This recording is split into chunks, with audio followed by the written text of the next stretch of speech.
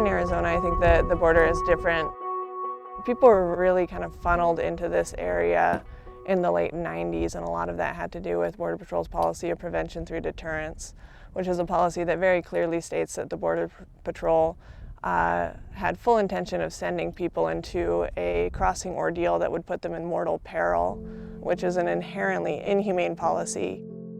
Part of that policy was putting up the walls along all of the urban ports of entry, driving traffic away from crossing points in California and out here into the Arizona wilderness, where there's huge, expansive stretches of rugged and remote terrain. As you can see, it's very craggy, it's very rocky, there's terrible footing on a lot of the trails. A lot of the people we see suffer a lot of blunt force trauma injuries from taking bad falls on the trails.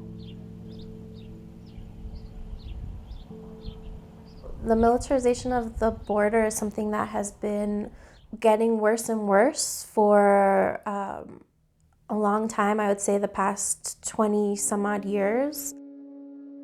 Basically, living here in a border community, it feels like you live under military occupation. People are subject to constant harassment and abuse. There's extreme racial profiling that goes on. We have drones, we have helicopters, we have checkpoints in every exit through town, we have agents on the ground, we have agents on horseback, we have sensors implanted in the ground. The Border Patrol established interior checkpoints, and the interior checkpoints have been moving steadily northward as well. And it is those checkpoints in particular that are causing people to make a trip that once was a few days and now can be up to 2 weeks. Because it's a very, very large stretch of wilderness that you cross before you're going to be north of these interior Border Patrol checkpoints. Y yo en los tiempos atrás había podido ayudar personas pasando la frontera, pero ahora la situación es más crítica. Lo puedo decir que es una crisis humanitaria ahorita por la razón de los retenes. Tienen que rodear por días, nunca pueden cargar bastante agua, bastante comida. Sus zapatos se acaban, sus fuerzas se acaban. Y como decimos, esos solamente son puntos que sabemos que han sido muertes, pero hay muchos ahí que nadie sabe que están ahí. Y sus huesos tal vez se harán polvo y nunca sabrán de quiénes fueron. Entonces esto es lo que yo siempre me quita el sueño.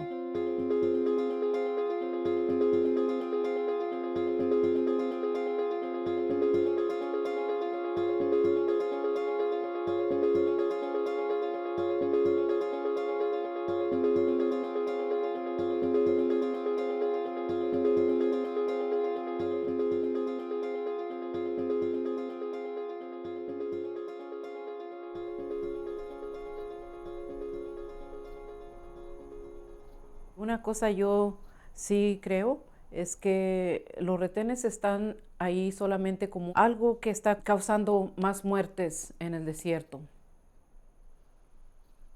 Aquí he vivido en esta frontera muchos años y personalmente he tenido estos encuentros con personas migrantes lastimados y de una manera, como quien dice, muriéndose en el lado del camino. Y he parado porque solamente una persona que es humana y que siente, tiene sentimiento, puede ver esta necesidad tan grande en la que esta persona se encuentra. Esto me lastima mucho, porque yo digo, soy un inmigrante también.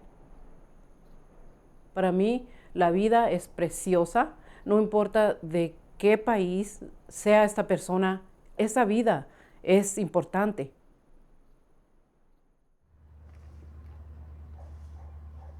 In my personal experience, most people hate the Border Patrol. They will come onto people's property, they come onto my property, they've detained me. The Border Patrol is a very abusive agency, and there's not really any way to hold them accountable.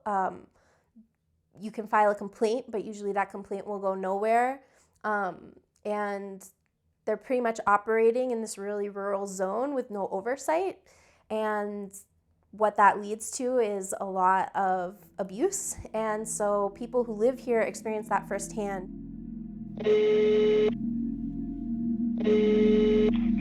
Bueno.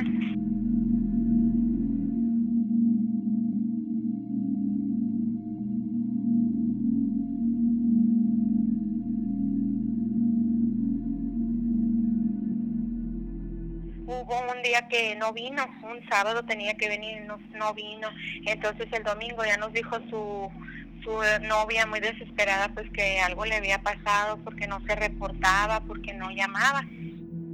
Entonces averiguaron y le dijeron que había sido detenido con otra persona que llevaba un carro que llevaba 1 tonelada de marihuana. Ay, pero es que lo que no sabemos es que por qué está pasando eso. Ya le dijimos pues, que no detuvieron y que él no había llamado. Entonces, porque ya pues yo ya le dije a mi esposo, no, le digo, pues lo mataron y no nos quieren decir. Hablamos a los derechos humanos, me dijo que nosotros teníamos que hacer algo, porque él ha sido golpeado. Cuando le pusieron las esposas con las manos para atrás, tirado en el suelo, el agente se tiró de rodillas y se los aventó para arriba, se los forzó y con la misma esposa se hizo ese hoyo que se hizo en la cabeza. El golpe en la cabeza fue tan fuerte que lo dejó ciego. Le dijimos que sí, quién era la persona que lo golpeó y nomás nos dijeron que era un agente de la patrulla fronteriza. Que una vez estando detenido, o sea, ya esposado, ¿por qué lo golpea? Y eso fue el delito más grave. Lo llevaron para Texas y lo metieron le llaman en el hoyo. Y ahí estuvo él como 1 mes y decía que no había agua para bañarse. Estaba hablando por teléfono, pero con la bocina por fuera de la puerta, porque no lo sacaban para nada. No lo hemos visto porque no tenemos visas para ir para allá. Mi esposo quiso sacar visas humanitarias, pero nos dijeron que no se podía, que porque tiene que estarse muriendo en agonía él para habernos permitido entrar a mirarlo, ¿no?